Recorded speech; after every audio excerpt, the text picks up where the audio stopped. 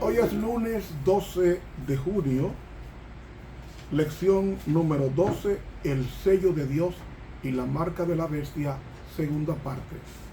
El texto para memorizar dice así: vi entonces a otro ángel que subía del este con el sello del Dios vivo y clamó a gran voz a los 4 ángeles quienes habían recibido el poder de dañar la tierra y el mar, y les dijo: no dañen la tierra ni el mar ni los árboles hasta que sellemos en sus frentes a los siervos de nuestro Dios.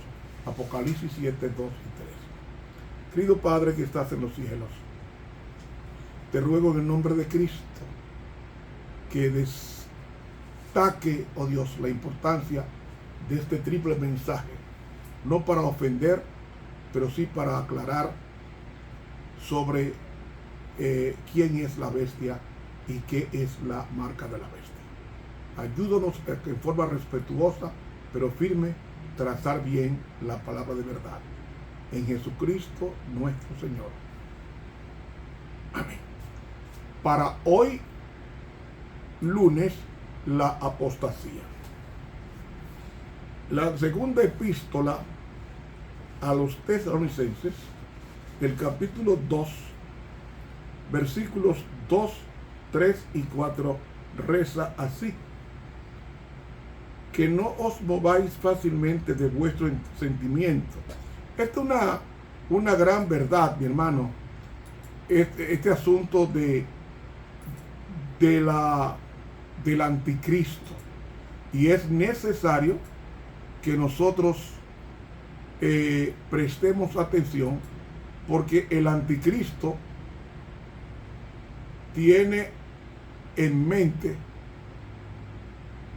dominar el planeta, como dije ayer, y nosotros leyendo el capítulo, la segunda carta a Tesalónica, comenzando el versículo 1 del capítulo 2. Empero os rogamos, hermanos, cuanto a la venida de nuestro Señor Jesucristo y nuestro recogimiento a Él, que no os mováis fácilmente de vuestro sentimiento, ni os conturbéis, ni por espíritu, ni por palabra, ni por carta como nuestra, como que el día del Señor esté cerca.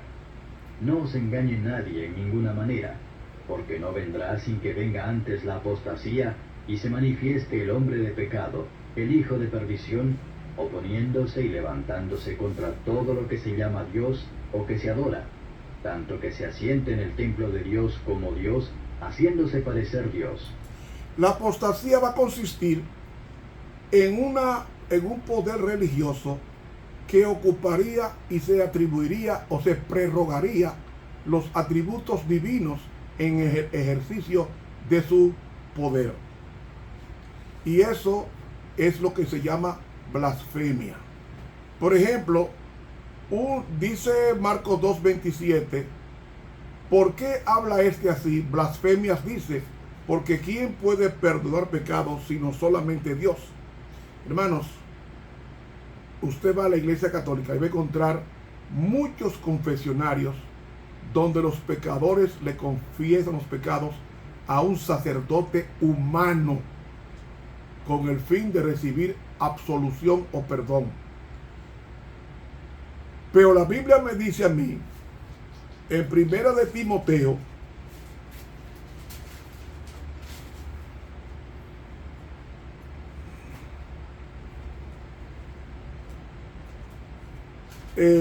nos dice que hay un mediador entre Dios y los hombres, Cristo hombre. ¿Quién? Cristo hombre. 1 Timoteo 2:5, porque hay un Dios, así como un mediador entre Dios y los hombres, Jesucristo hombre. No hay otro abogado, no hay otro sacerdote a quien confiarle nuestras preocupaciones y pecados que no sea a Jesucristo. Ningún ser humano, ni el pastor de la iglesia, ni un sacerdote, ni un cura puede ocupar ese lugar. ¿Sabe qué dice el famoso católico romano Alfonso de Ligorio? Dice él en dignidad y deber del sacerdote observa, en la página 28 dice así: si el Redentor entrara a una iglesia y se sentara en un confesionario para administrar el sacramento de la penitencia, y un sacerdote se sentara en otro confesionario y Jesús le dijera a cada penitente: yo te perdono, y el sacerdote le diga igualmente lo mismo, los penitentes del sacerdote y de Cristo son igualmente absueltos. Es decir, un sacerdote tiene la misma capacidad como si fuera Cristo de perdonar pecados, y eso es blasfemia. ¿Quién dijo eso? El famoso teólogo Alfonso de Ligorio. Además, el Catecismo de Baltimore, en la página 197, dijo lo siguiente: el sacerdote no tiene que pedirle permiso a Dios que le perdone a usted sus pecados. El sacerdote posee en sí mismo el poder para hacerlo en el nombre de Cristo. Cuando el sacerdote le perdona sus pecados, es lo mismo que si usted se arrodillara y se los confesara a Jesús. Catecismo de Baltimore, página 197. Hermanos, esto es blasfemia.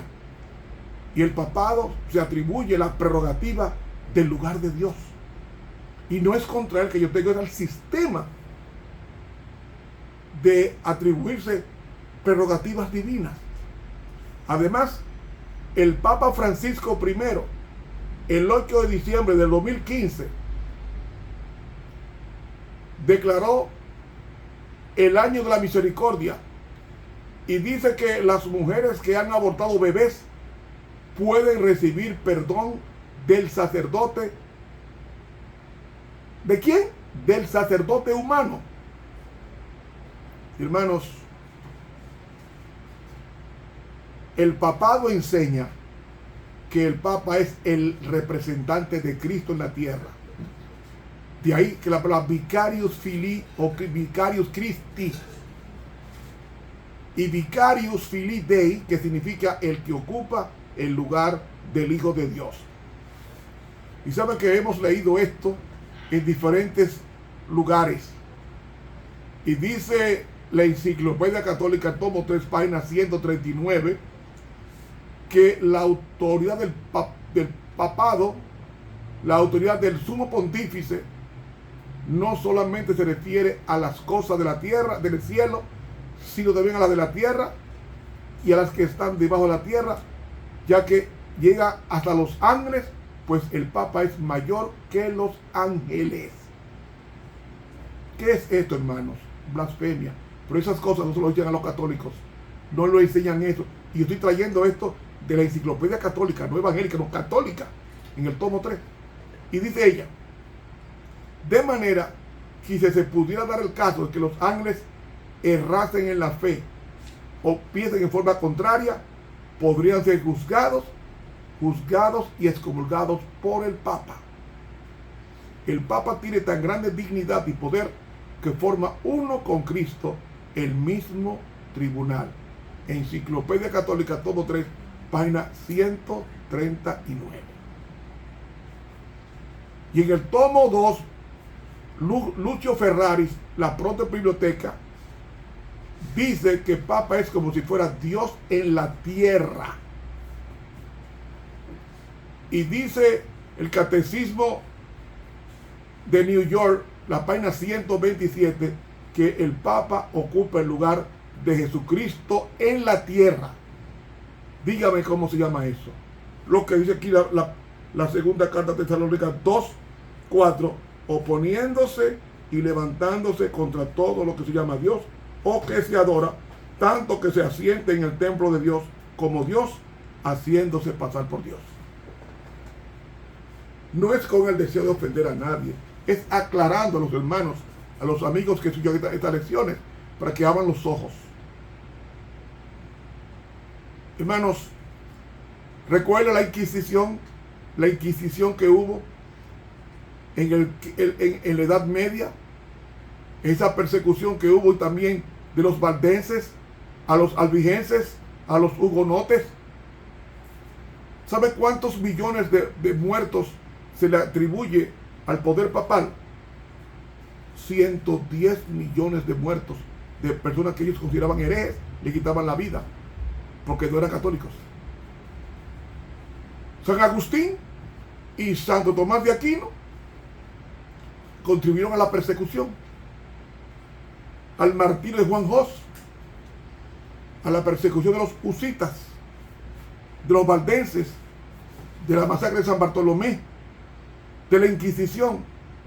Y el Papa Juan Pablo II escribió un documento pidiendo perdón por las atrocidades que la Iglesia Católica practicó contra los herejes en la Inquisición. Vaya a Perú, vaya al Museo de la Inquisición en Perú para que ustedes vean cuántas herramientas usaban ellos para hacer confesar y para excomulgar y para hacer sufrir a los que se oponían al catolicismo. Vaya a Perú ahora mismo.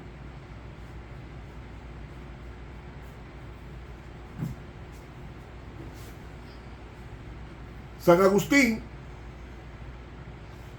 entre el año 391 y el año 400, se opuso radicalmente a emplear la fuerza contra los herejes. Oiga como él dice: mi primera sentencia era para que nadie debía ser obligado a aceptar la unidad de Cristo, que había que obrar de palabra, luchar en la disputa, triunfar con la razón, para no convertir en católicos fingidos a los que no conocíamos como herejes declarados. Pero luego, 5 años después, dijo San Agustín, dijo lo siguiente: es necesaria la violencia, pues a pesar de esa aceptación de represión violenta, es necesario que sean condenados a muerte. Y Santo Tomás de Aquino decía, si no aceptaba el catolicismo, había que entregarlo al juicio secular para el exterminio de ellos. Hermanos, hay una retahíla de informaciones de la masacre que hizo el papado, especialmente la supremacía papal, desde la Edad Media hasta en los días de Napoleón Bonaparte. Pero la gente no lee, y muchas de esas cosas las ocultan para que la gente no le tenga miedo al papado.